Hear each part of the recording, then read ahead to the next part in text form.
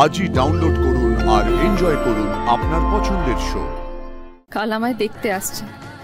আমি যদি এখনো চুপ করে থাকি তাহলে তোমাদের জীবনের সাথে আমার জীবনের খুব একটা ফারাক থাকবে না, এটা তোমরা বুঝতে পারছো না? কি করে মুক্তি পাবো এই বিপদ থেকে? ছেলের বাবা নিজে আমার হাতে ধরে বলল যে দেখুন, ছেলে যখন ধনুর্ভাঙা পণ করেছে ওই মেয়েকে এসে বিয়ে করবে, তাহলে আমাদেরও আর আপত্তি নেই।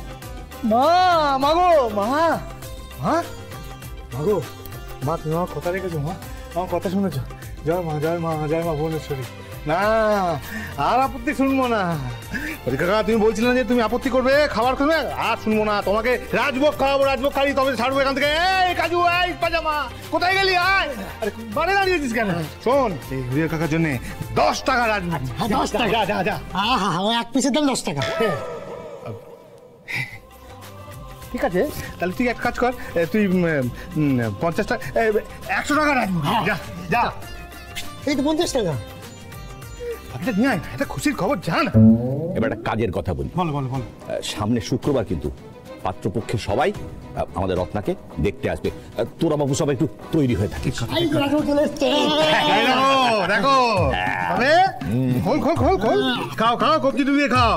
খাও বলছিস? খাও খাও খাও। হ্যাঁ, দোকানটা এবার একটু 1 ঘন্টা আগে খুলতে হবে, বুঝলি? আর 10টার পরে বন্ধ করবো রাত্রিবেলা।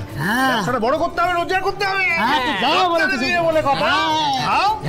কাল থেকে আমারও কাজু খাওয়া বন্ধ। তাই কাজু খাওয়া বন্ধ? দোকান সব কাজু খেয়ে। সোম, আমি বরং চলি, বুঝলি? তুই তো রসগোল্লা খাওয়ালি, আর একটু দেরি করলেন না, তোর কাকি এবার মুখ জামটা খাওয়াবে। এটা চলি রে। ঠিক আছে, হ্যাঁ চল। জয় মা ভুবনেশ্বরী। ঠিক আছে, আমরাও যাই, বাচ্চারা বসে আছে তো।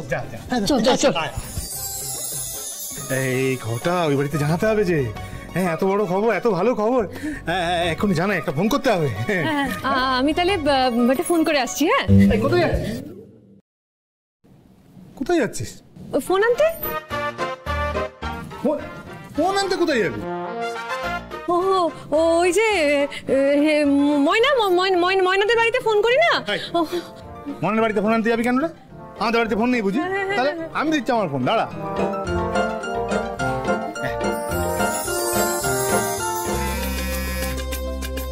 হ্যালো, হ্যাঁ লক্ষ্মীমা, আমি রানী বলছি। ও হ্যাঁ বল। আসলে দাদামণি বলছিল তোমাকে একবার জানানোর জন্য একটা ভালো খবর ছিল। কি খবর মা, তাড়াতাড়ি বল তো। বর্দি ভাইয়ের বিয়ে ঠিক হয়েছে, এই শুক্রবার দিন দেখতে আসছে। হ্যাঁ গো দিদি, কে ফোন করেছিল? রানী ফোন করেছিল, রত্নার বিয়ে ঠিক হয়েছে। রত্নার বিয়ে ঠিক হয়েছে মা? আস্তে আস্তে, তুমি শুনতে পাবেন তো। শোন না, রায় সাহেব একবার বেরিয়ে গেলে আমি আর ছোট ওদের বাড়িতে যাব, তুই যাবি? হ্যাঁ অবশ্যই যাবো মা। ঠিক আছে। কিন্তু এভাবে লুকিয়ে যাওয়ার কি হয়েছে? না মানে আমরা কি এখন স্বাধীনভাবে চলাফেরাটুকুও করতে পারবো না? তাতেও তোমাদের রায় সাহেবের প্রবলেম। চুপ কর চুপ কর। ভালো মা, তোমরা যদি সারাক্ষণ এইভাবে ভয়ে কাটা হয়ে থাকো তাহলে তো সারাটা জীবন এইভাবে কাটবে। উনি তো কোনোদিনই পাল্টাবেন না। তবে তুই একটু থামবি মা। এখন চুপ করে দেখ, রায় সাহেব আসছে।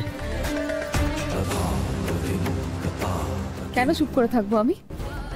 তোমরা তো এতদিন চুপ করেই থেকেছো, কিন্তু কি পেয়েছো?